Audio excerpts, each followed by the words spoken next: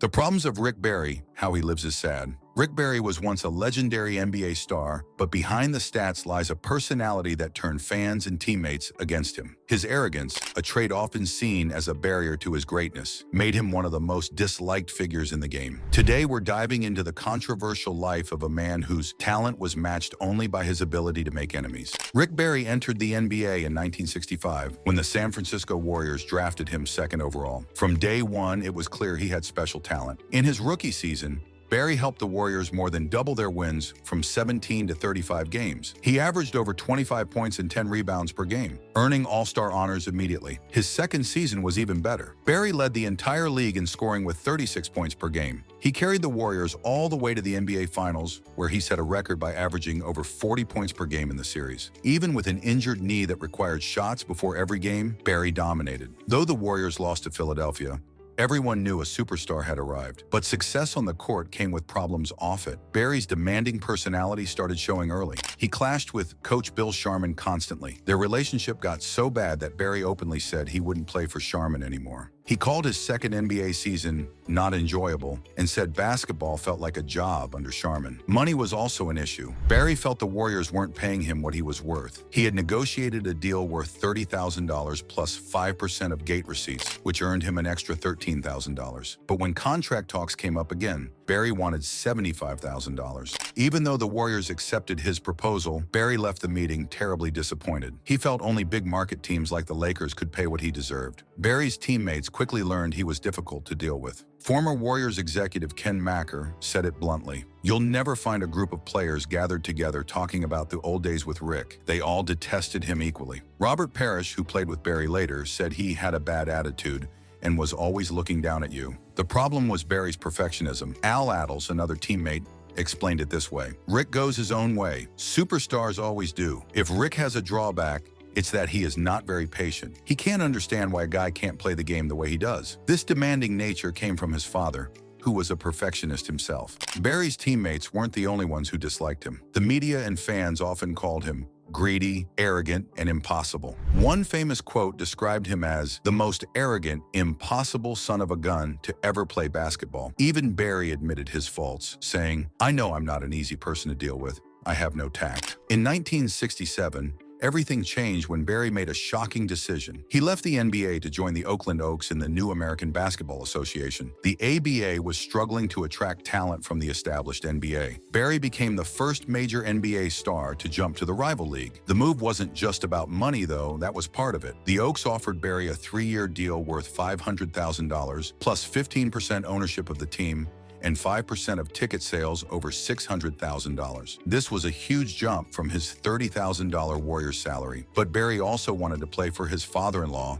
Bruce Hale, who coached the Oaks. Barry's jump to the ABA created a massive legal battle. The Warriors sued to stop him from playing, using something called the reserve clause. This clause basically gave teams control over players even after their contracts ended. It was designed to keep players tied to one team forever. The court sided with the Warriors. Judge Robert Drews ruled that Barry had deliberately violated his contract terms. Barry was banned from playing professional basketball for any team except the Warriors until September 1968. Rather than return to San Francisco, Barry made a bold choice. He sat out the entire 1967 to 68 season. This decision cost Barry dearly. He lost a full year of playing time during his prime. An injury the following season meant he effectively lost 2 years. But Barry's sacrifice had a bigger purpose. By sitting out, he turned his personal contract dispute into a symbol of player rights. Speaking of taking control of your future, today's sponsor, NordVPN, gives you the freedom to browse the internet safely and privately, just like Barry fought for freedom in his career. With military-grade encryption and servers worldwide, NordVPN protects your data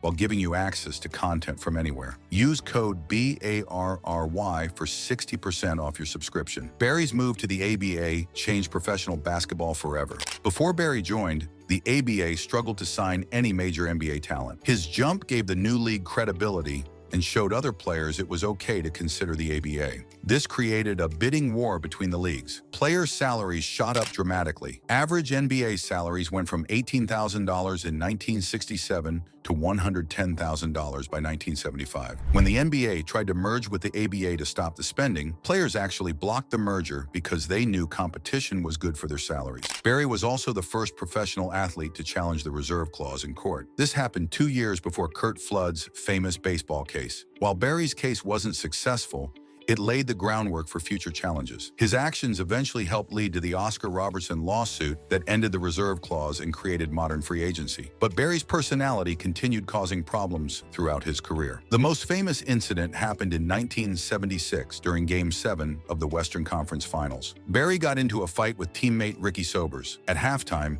he allegedly watched the tape and realized his teammates hadn't helped him in the fight. According to reports, Barry was so angry that he refused to shoot for most of the second half, leading to the Warriors' loss. Barry denies this story, but it shows how his relationships with teammates remain toxic. Another incident that hurt Barry's reputation happened during the 1981 NBA Finals. While working as a broadcaster, Barry made a comment about Bill Russell's watermelon grin. Russell was so offended that he physically turned his back on Barry on live television. The comment was seen as racist, and CBS didn't renew Barry's contract. Barry claimed he didn't know the comment was offensive and apologized later. Barry also showed his difficult side when trying to avoid playing for certain ABA teams. To make sure he wouldn't have to play for the Virginia Squires, Barry deliberately offended Southerners. He said he didn't want his son to learn to speak with a Southern accent or come home saying, "Hi, y'all, Dad." These calculated insults worked, but they also showed how Barry would say anything to get his way. Despite all these problems, Barry achieved something remarkable. In 1975, he led the Golden State Warriors to an NBA championship and won Finals MVP.